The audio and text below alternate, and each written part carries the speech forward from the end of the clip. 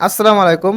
এই ভিডিওতে আমরা দেখব কিভাবে তোমার পরীক্ষার ক্ষেত্রে এমসিকিউ তোমার না বাদলেও অর্থাৎ তোমার একটা এমসিকিউ বাদ নেই, কিন্তু তুমি কিভাবে স্মার্টলি ভাবে 9টি ট্রিক্স ব্যবহার করে তুমি সঠিক সমাধান করে আসবে, তুমি এমসিকিউতে সঠিক উত্তরটা দিয়ে আসবে।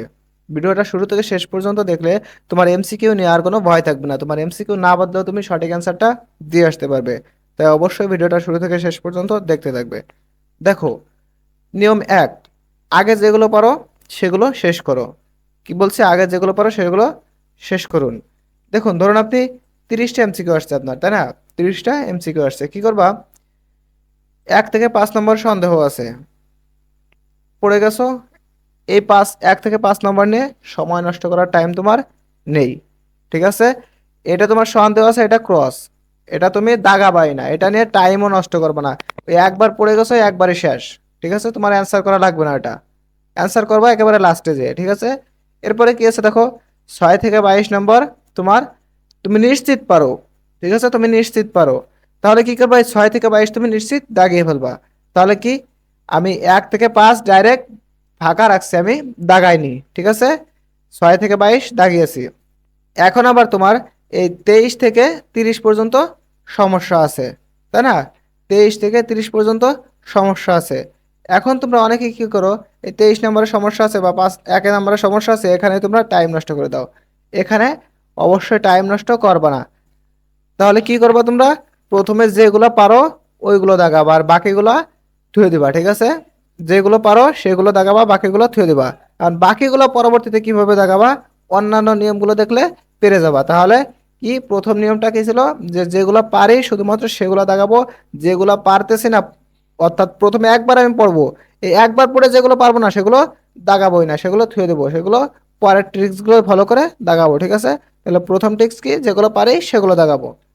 নিয়ম নাম্বার 2, দেখো কোনটা হবে না সেটা দেখো, কোনটা হবে না সেটা দেখো।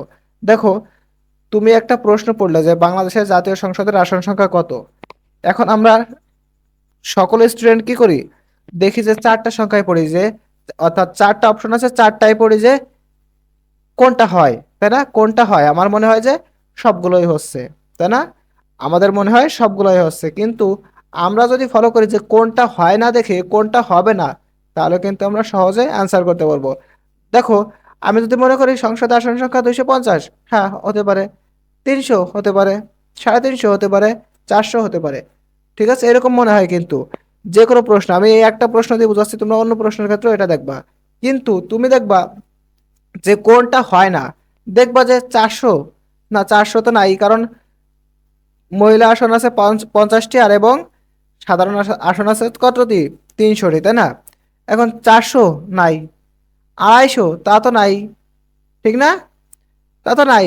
এখন দেখো, এই জায়গায় দুইটা খ আর গ অপশন আছে, তোমার কিন্তু নাই দেখতে গেলে দুইটা অপশন অটোমেটিক বাদই চলে যাচ্ছে।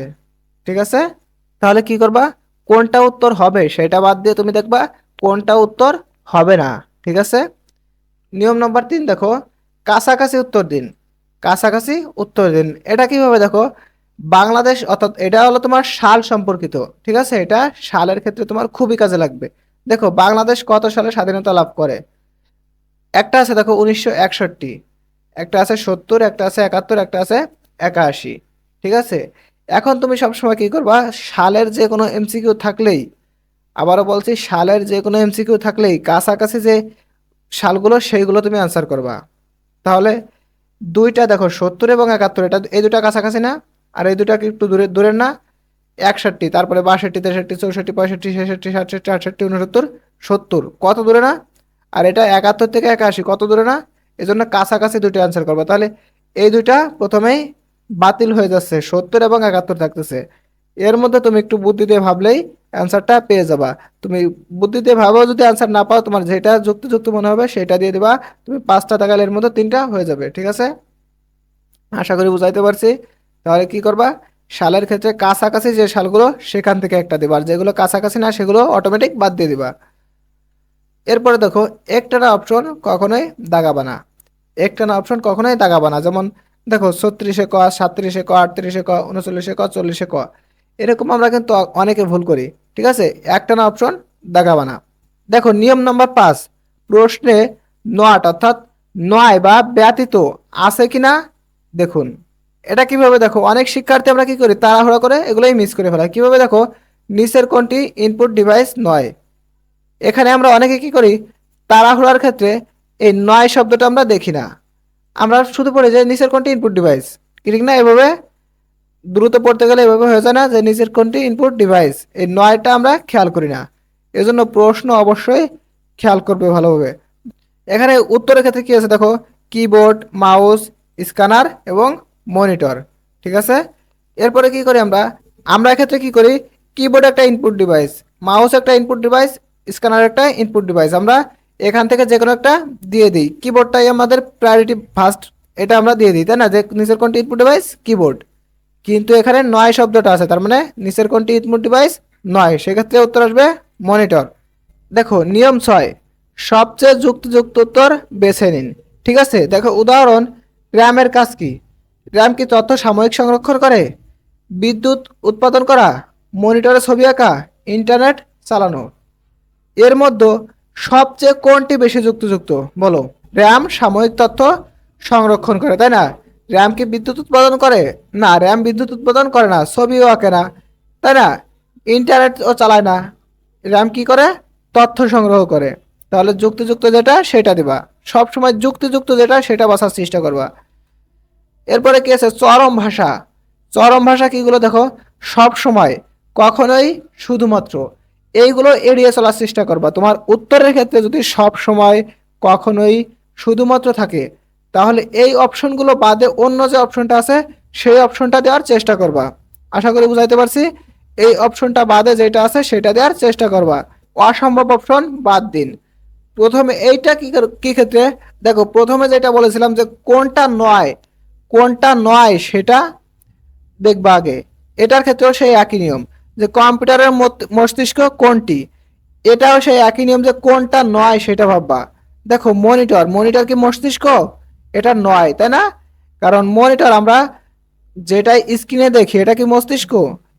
মস্তিষ্ক অবশ্যই যে পিসির ভিতরে যে জিনিসগুলো থাকে ওইগুলোর একটা হওয়া লাগবে, তাই না? হ্যাঁ, এখন দেখো কিবোর্ড, কিবোর্ডে তো কিন্তু বাইরের জিনিস, মাউস এও কিন্তু বাইরের জিনিস, এরা মস্তিষ্ক হতে পারে না, মস্তিষ্ক হয় কি ভিতরের জিনিস। তাহলে সিপিইউ এটা মস্তিষ্ক। তাহলে কি বাদ দিতে হবে আমার কোনগুলো, যেগুলো অসম্ভব অপশন সেগুলো, ঠিক আছে।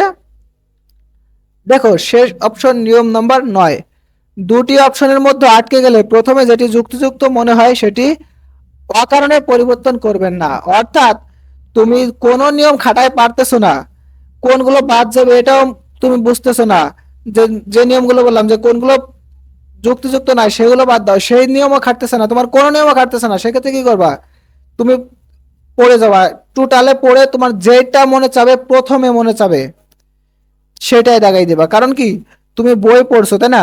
বই পড়ে কিন্তু যে শব্দগুলো বইয়ের মধ্যে পাইছো ওই ওইখান থেকেই কিন্তু তোমার অ্যান্সারের ক্ষেত্রে তোমার মনে সাড়া দেবে, তাই না? যেটা তুমি বইয়ের মধ্যে পাওনি সেটা কিন্তু সাড়া দেবে না। এক্ষেত্রে তোমার 99% সম্ভাবনা বেড়ে যায় সঠিক হওয়ার।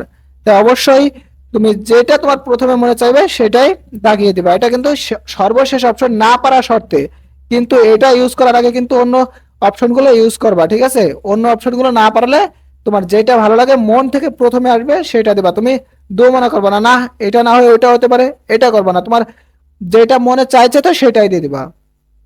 আশা করি বুঝাইতে পারছি।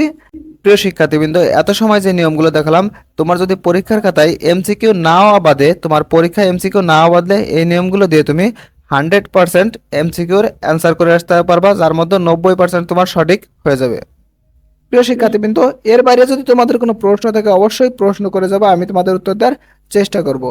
প্রিয় শিক্ষার্থীবৃন্দ, শিক্ষা সম্পর্কিত যে কোনো সঠিক নিউজ সবার আগে পেতে অবশ্যই আমাদের চ্যানেলটা সাবস্ক্রাইব করে রাখবে এবং ফেসবুক থেকে দেখলে অবশ্যই ফলো দিয়ে রাখবে।